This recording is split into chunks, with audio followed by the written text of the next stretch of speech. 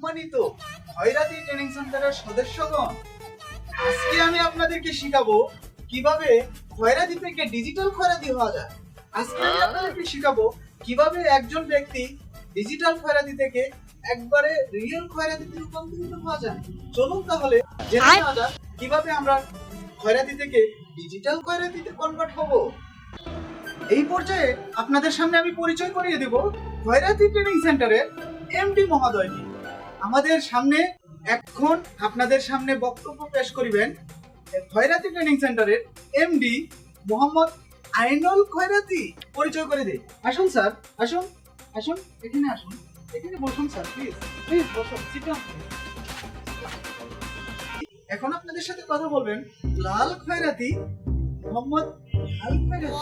Sir, আপনি কিছু বলুন। উপস্থিত ভাইরা, এই খয়রাত জীবনে আমি 25 বছর যাবত খয়রাতি করছি। মতান্তরে কোনো কোনো মতান্তরে জায়গায় কোনো কোনো জায়গায় 50 বছরও করছি। তোমরা শুনো, দেশ কিন্তু দিন দিন ডিজিটাল হচ্ছে, তোমরাও যে ডিজিটাল হতে হবে। এই পর্যায়ে আমি আপনাদেরকে বলবো কোন কোন হালাল মিথ্যা কথা বলে খয়রাতি করা যাবে না। এইভাবে খয়রাতি করা যাবে না। একজনের কাছে গিয়ে যে 3 দিন যাবত আমি কিছু খাই, যে ডিজিটাল খয়রাতি যাও তোমার ব্রেনে রাখতে হবে। স্যার, কেন বলা যাবে না এই কথা? কেন বলা যাবে না তাইলে শুনো।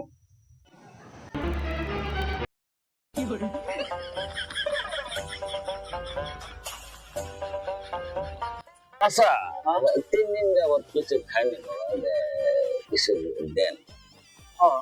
দেন ঠিক আছে, বাবা, গরিব মানুষ। দেন বাবা। চাচা, আমার কাছে তো বাংতি নাই চাচা, 500 টাকা নোট। আছে, আছে, বাংটি আছে, আমার কাছে বাংটি আছে। ওই মিয়া, বাংটি আছে। 3 দিন যাবত তুমি কিছু খাও না, তোমার কাছে টাকা নাই, এখন 500 টাকা নোট তোমার কাছে বাংতি আছে, নাটক করো। দেখছো দুনিয়াটা ফাজিলে পড়ে গেছে। মানে তো ব্যক্তিবর্গ, আপনারা দেখে আসলেন কিসের জন্য বলা যাবে না যে আমি 3 দিন যাবত কিছু খাই না। তাহলে চলুন আমরা দেখে আসি কিভাবে একজন কিপটে মানুষের কাছ থেকে খয়রাতি আদায় করা যায়। তাহলে চলুন আমরা দেখে আসি কিভাবে কিপটে মানুষের কাছ থেকে খয়রাতি আদায় করা যায়। আসুন আসুন, এখানে খয়রাতি দিন, জান্নাতে জায়গা করে দিন। আসুন আসুন, আপনারা আসুন, এখানে খয়রাতি দিন, জান্নাতে জায়গা করে দিন।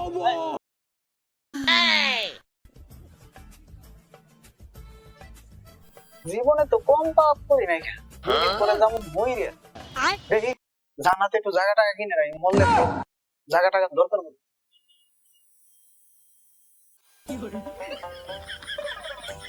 চাচা জি, ধরো। আলহামদুলিল্লাহ, আলহামদুলিল্লাহ। আরে দাঁড়াও, এত ব্যস্ত হো না, ধরো। আল্লাহ, আল্লাহ তারে জান্নাতবাসী কর, আল্লাহ, আল্লাহ তারে জান্নাতবাসী কর, আল্লাহ, আল্লাহ তারে জান্নাতবাসী। দেখি দাও না চাচা, এখান থেকে 25 পয়সা রাখো, আর 175 পয়সা আমার ফেরত দিও।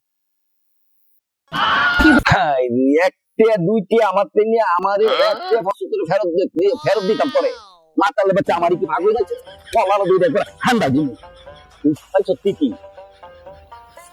আছে ভাইকে, সব ভাইকে, সব ভাইকে, সব ভাইকে একবার হান্দাই দিন। সম্মানিত অতিথিগণ, আপনারা দেখলেন কিভাবে কিপটা মানুষের কাছ থেকে টাকা আদায় করা হয়। এই পর্যায়ে আপনাদেরকে দেখাবেন আমাদের এমডি মহোদয় কিভাবে মানুষের কাছে খয়রাতি চাইলে বেশি বাবদ টাকা পাওয়া যায়। স্যার, আপনি কি একটু তাদেরকে দেখাবেন কিভাবে তাদের কাছ থেকে টাকা অর্জন করা যায়? আসুন প্লিজ, এখানে তাদেরকে দেখান। বিয়ের দর শিখাই ফলাফল কেমনে করে ঠিক করবো।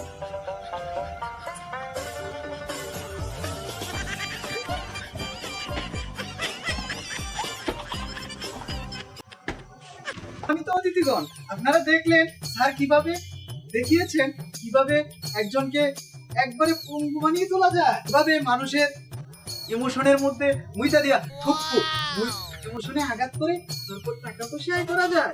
তাহলে চলুন দেখা যাক কিভাবে আরেকটি অ্যাঙ্গেলে অভিনয় করা যায়। প্লিজ স্যার আসুন।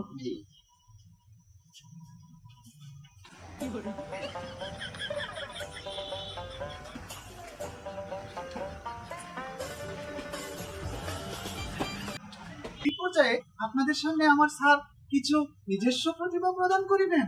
Sir please.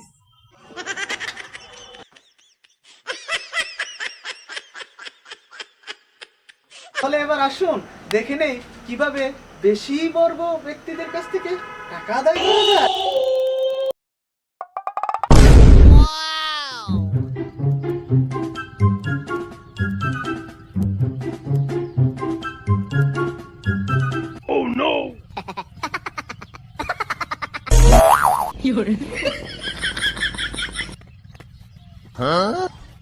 সম্মানিত অতিথিগণ, আপনাদেরকে আমি একটা কথা বলতে চাই। আজকাল যারা সরকারি চাকরি করে তাদের বেতন কিন্তু 20,000 টাকা, এবং আপনারা যারা খয়রাতি করবেন, আমি যতটুকু সম্ভব ধারণা করতেছি আপনাদের স্যালারি 50-এর নিচে হবে না। আপনাদের অবশ্যই ড্রেস আপ চেঞ্জ করতে হবে। এখন ছিঁড়াপাটা পোশাক পরে খয়রাতি করা যাবে না। মানুষকে দেখতে যেন স্মার্ট লাগে সেই ধরনের ব্যবস্থা করতে হবে। আজ তাহলে এই পর্যন্তই, দেখা হবে অন্য কোনো দিন অন্য কোনো ট্রেনিং সেন্টারে। সবাই ভালো থাকবেন, সুস্থ থাকবেন।